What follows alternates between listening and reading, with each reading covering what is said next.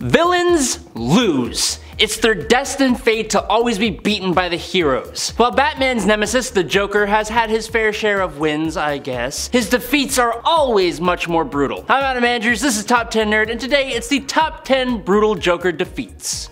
Kicking off the list at number 10, it's Tim Drake. This first Joker defeat comes in Detective Comics number 826. Kicking off the action in this story, Tim Drake, Robin, is on the run from some criminals, and barely keeping it together when a random car pulls up and offers him an escape. Taking the free help, Robin jumps on the opportunity only to find out the driver of the said car is the Joker himself, wearing a Santa hat. Joker hits him with some knockout gas, and when Tim comes back to, he's tied up and gagged in the passenger seat of the car with his utility belt tossed out the window. While going on this horrific joyride with the Joker where he took the lives of multiple people, Tim proved just how great of a Robin he'd become by completely taking the Joker off guard by quoting the Marx Brothers. Joker loves this, but then Tim starts purposely getting the facts of his quotes wrong, distracting the Joker, who tries to correct the young Robin while Tim gets his hand free and then socks Joker with a real good punch right across the jaw. He then grabs the rear view mirror and smacks the clown over the head with it, and then jumps in the back seat where he gets the upper hand on the Joker,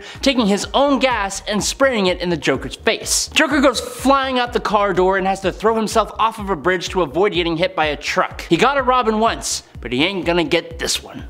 Number 9. Tax evasion. In Detective Comics number 180, the clown prince of crime ends up inheriting $250 million from the recently deceased King Barlow. With all this money, the Joker decides to retire from crime and goes on a shopping spree. Understandably so. In an almost too real turn of events though, the Joker has to pay the IRS an inheritance tax of more than he actually has remaining, or he faces going to jail for tax evasion. Of all the things that the Joker has done, it's tax evasion that is truly what threatens him the most. And knowing the way the government comes after people who evade their taxes, that actually kind of makes sense. But what makes the whole thing so much worse for the Joker is that he learns that the money he inherited is all fake, and the whole thing was actually a prank from King Barlow. The Joker can either admit the money is counterfeit, which would cause him to become the laughingstock of the criminal underworld, or evade the government for life for the ruthless crime of tax evasion. Instead, the Joker chooses option number 3 and decides to try to steal some money, only for Batman to stop him and put him in Arkham Asylum yet again. Coming in at number 8, it's My Smile. The ongoing story behind Birds of Prey issue number 124 doesn't really matter too much, but basically the Joker has figured out where Barbara Gordon, aka Oracle, is based at, and he shows up with all the bravado you'd expect, trying to take her off the board, relying on their previous interactions to keep her afraid and mistake prone. He goes stalking through the halls of the clock tower, but Babs, she ain't afraid. She reveals herself and the Joker goes for his attack, throwing a knife, which she intercepts, catching it on one of her billy clubs. What she can't block are the bullets he then sends flying her way. But dodging bullets seems to be one of her many skills. Trying to get a better shot, he comes even closer, bringing him within her striking range, allowing her to disable his trusty blam blam. He gets one good smack on her before Oracle uses her other club to hit him in the mouth so hard her club actually cracks. But that wasn't the only thing that cracked. Babs had hit the Joker so hard that she broke almost all of his teeth and knocked out a good chunk of them as well, destroying one of the things that the Joker prizes most: his smile. In at number 7, Injustice. You knew this was going to be on the list. The Superman of the Injustice universe has pretty much the same history as the baseline Superman, but when the Joker kidnaps the pregnant Lois Lane, it lures Superman into a trap of fear gas. In his poisoned state, Superman hallucinates his true love as the villain Doomsday and instantly attacks, flying Lois and his unborn child into space, killing them both and inadvertently causing a nuclear bomb to destroy his city, Metropolis. After suddenly losing his city and loved ones in one go, Superman goes into an honestly understandable rage, bursting into the interrogation room where Batman is learning the true intentions of the Joker and plunges his super fist through the guy's chest. Following these events, Superman takes control of the Earth and rules it as a tyrant. Fortunately, Batman forms an insurgency to try and beat this corrupted Superman, eventually enlisting the aid of another Earth's Justice League, and I guess it's a big hullabaloo, but Joker got a hole through his chest, and that's the point. Number 6. Mad Love. The Batman story Mad Love tells the story of how the Joker manipulated Harleen Quinzel into becoming his almost equally insane boo, Harley Quinn. Eventually, over the course of the story, Harley decides that she's going to try and do her bubby boo proud by capturing the Dark Knight and putting an end to his long crime-fighting life. The funny thing is that Harley basically gets all the way there. Harley is meticulous over every detail and rechecks everything until Batman wakes up hanging upside down, dangling over a piranha-infested fish tank. This is when Batman pulls a trick out of his sleeve. First of all, he reveals the Joker's manipulation tactics to Harley, and that almost breaks the girl's heart. But then, he essentially tells Harley that unless Joker sees the deed himself, he would never believe that Harley could have done it. This gives Harley some grief, and so she calls up the Joker himself and informs him of the situation. This drives Joker mental, as he can't stand the thought of his girlfriend stealing his spotlight. So much so that he basically causes her to go crashing out a window, and he frees the Batman himself. In a moment of clarity, Joker realizes he could take this opportunity to take down the Batman, and I suppose he forgot that he just leveled the playing field for the Dark Knight, who quickly gets the upper hand, and it leads to the Joker's defeat. This was after the Batman admits to Joker that Harley got closer to beating him than the Joker ever has, and then adds a little extra slap in the face when he calls Joker puddin'.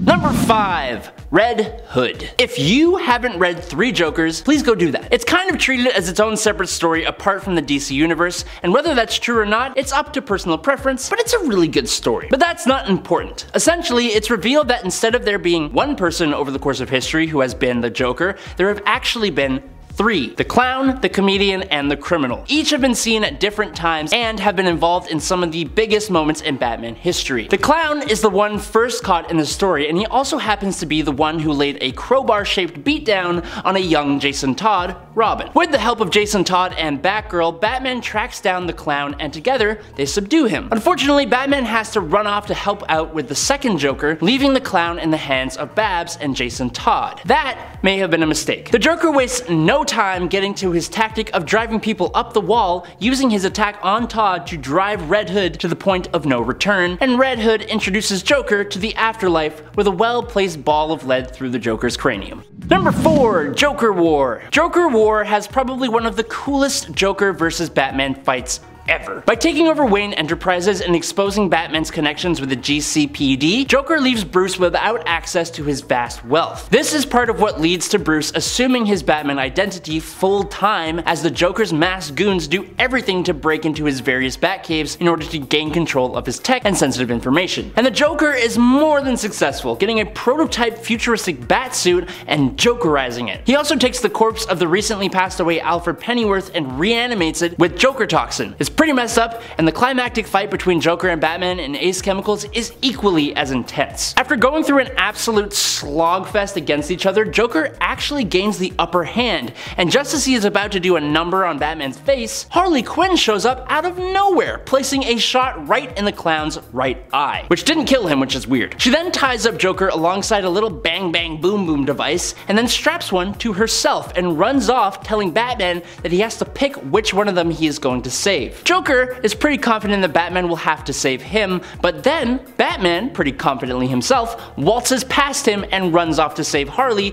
leaving the Joker to be blown to smithereens. Number 3. Paralyzed. In the lead up to Joker War that we just talked about, Joker actually pays a visit to one member of the Bat family in particular. In Batgirl number 47, Barbara gets home and is chillaxing on the couch when she begins to realize that her things are ever so slightly out of place, alerting her to someone else's presence in the room. Like a ninja, she hurls a glass into the dark, smashing it into the Joker's grinning mug. After getting in more than a few good solid hits on the Joker, the criminal turns the tables by whipping out a small remote, pressing a button, and deactivating the implant in Barbara's spine that restored her ability to walk. The Joker reveals that his remote can apparently manipulate Barbara's body to move against her will. But even that doesn't faze Barbara too much. Instead, she starts to psychologically torment the Joker, using the fact that he is obsessed with the Dark Knight to manipulate him where she wants him. In a rather twisted turn of events, she ends up having the last laugh when she uses a sharp pipe to stab herself in the back, fully disabling the implant and Joker's hold on her. Then, she hurtles that same pipe into the Joker's spine, seemingly paralyzing him.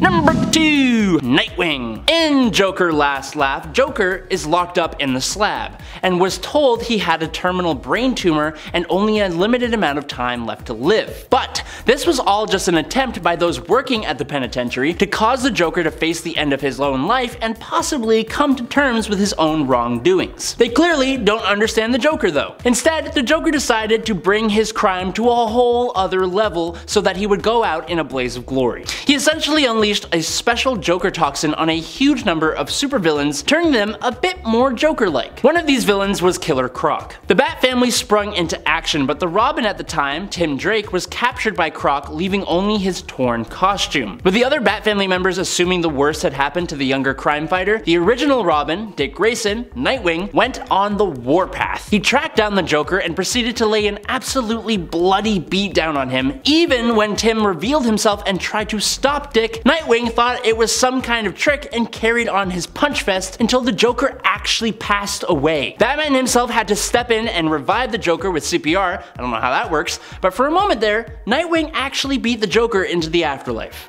And finally, in at our number 1 spot, he stabs himself. For our number 1 spot, it only makes sense to talk about Joker's very first appearance and also his very first embarrassing defeat. In Batman Numero Uno, we are introduced to the Joker for the first time. The Joker has been the perpetrator of some pretty vicious crimes across Gotham, and the Batman ends up on the case. When the two first get into an altercation, the Joker actually gets the upper hand on Bruce, whacking him with a good haymaker and then a kick before pushing him off a bridge. It's not until a bit later, after the Joker has caused a whole whack more unfortunate deaths and even faced the Batman a few more times, even getting kicked in the face by the Boy Wonder himself, that the Joker makes a triumphant return. Sort of. After a whole altercation at a museum, the Joker is pursued by both Batman and his Boy Wonder. In the final climactic battle, Bruce and Robin have Joker on the ropes until Joker pulls out a dagger, trying to bring the Batman down for good. Turns out, Batman is pretty quick. Who'd have thought? And he sidesteps, causing the Joker to accidentally plunge the dagger into his own chest. But as we are all pretty well aware of, this wasn't his true end.